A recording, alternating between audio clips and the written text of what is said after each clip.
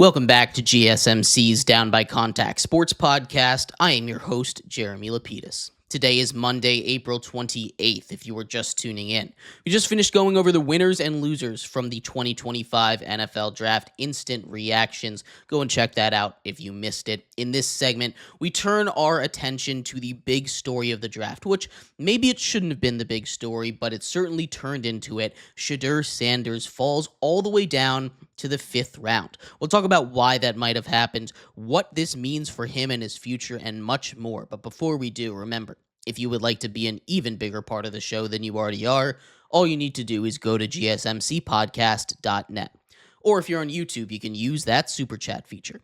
If you do either of those two things, a message should pop up on the bottom of the screen for you, me, and everybody else around the world to see. If you do have a burning question about sports, anything at all that you would like to ask, go ahead and throw that in the comments. Throw it in the chat. I will get to it as soon as I possibly can. I appreciate everybody so much for sticking around, talking some sports with me here on a beautiful Monday, April 28th. But like I was saying, we are going to get into everything going on with Shedeur Sanders, the story of the NFL draft. Shedeur Sanders, son of Deion Sanders, projected number 1 round pick, even projected to be the number 1 overall pick at some point in this draft process very early on before Cam Ward really took that step ahead of him.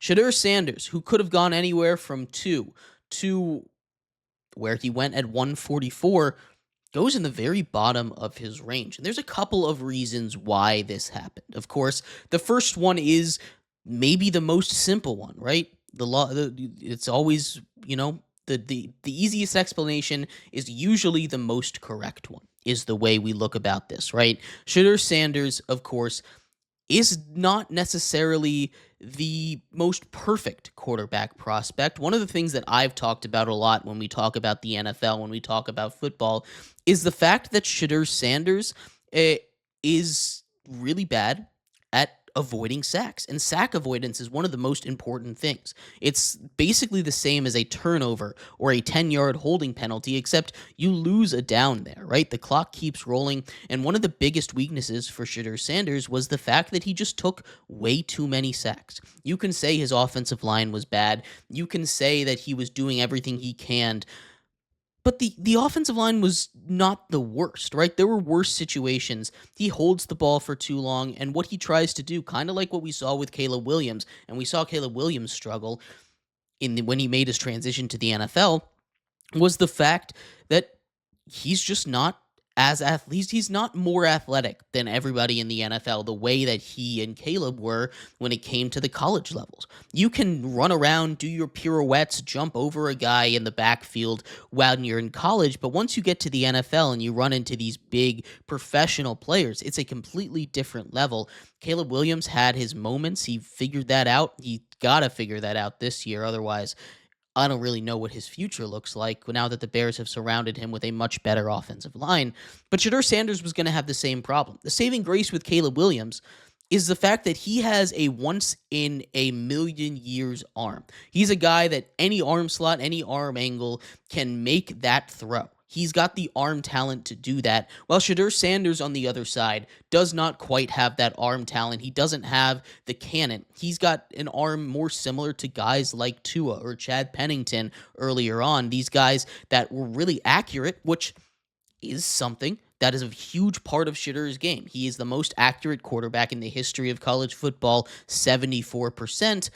But Bo Nix also along those lines, another guy that I don't like. Bo Nix has a better arm than he does, right? This is going to be the issue for Shedeur.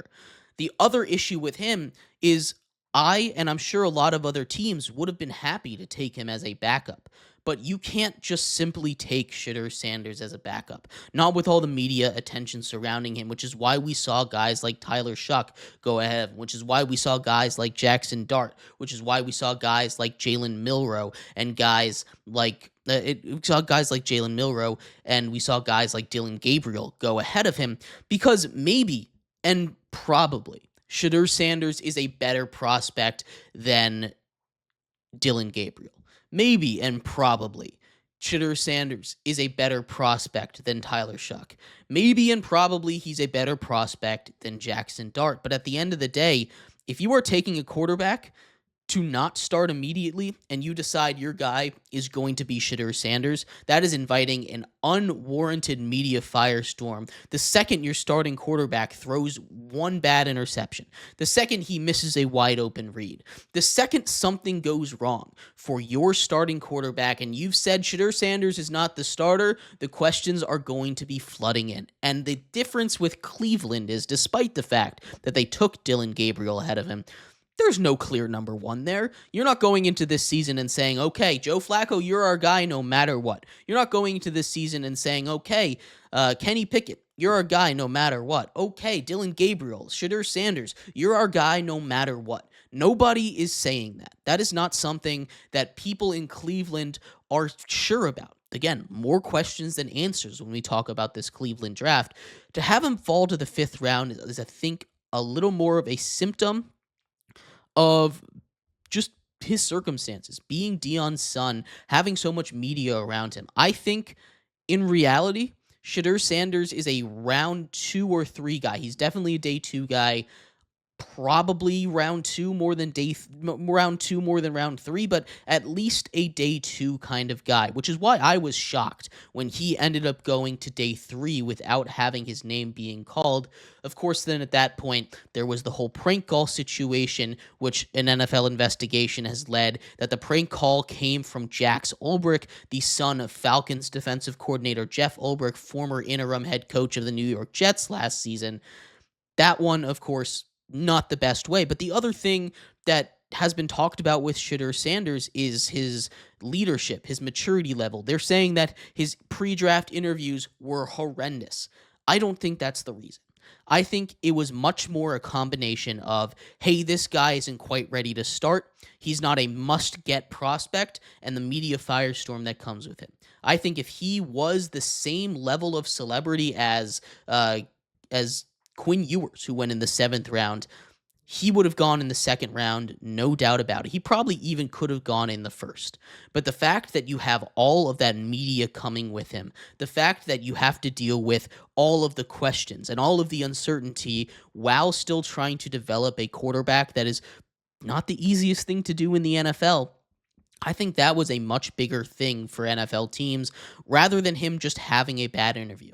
Now, we've seen this kind of get blown out of proportions a little bit. I don't think Shedeur Sanders is walking into the interview and being just an awful person to these guys. I think from everything I've seen out of Shedeur Sanders, he seems like a really good kid. Sure, he's a little bit cocky, but that's a positive trait in the NFL, right? You look at Cam Ward, that man is equally, if not more cocky than Shedeur Sanders, but the difference is Cam Ward doesn't have the media attention that follows him around like Shedeur Sanders does. His dad isn't maybe the most polarizing player in the NFL, right?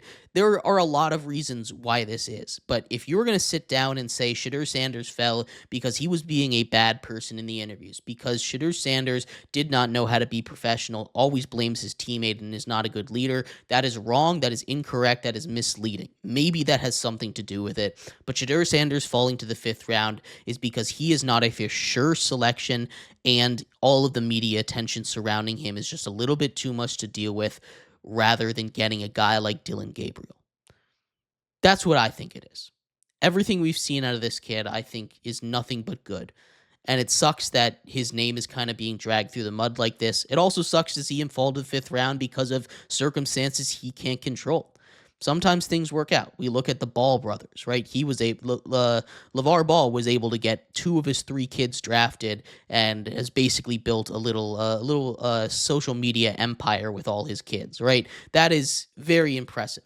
We've seen this work in the past. It just did not work this time because Shedeur Sanders, unfortunately, was not that level of football player, and that is really just what it is at the end of the day. But I'd love to hear your thoughts. What do you think the reason for Shedeur Sanders falling to the 5th round is? Do you think that was too far for him to fall? Where would you have taken him if you were in that NFL GM room? I'd love to hear your thoughts. We're going to take a quick break. When we come back, we turn our attention over to the NBA.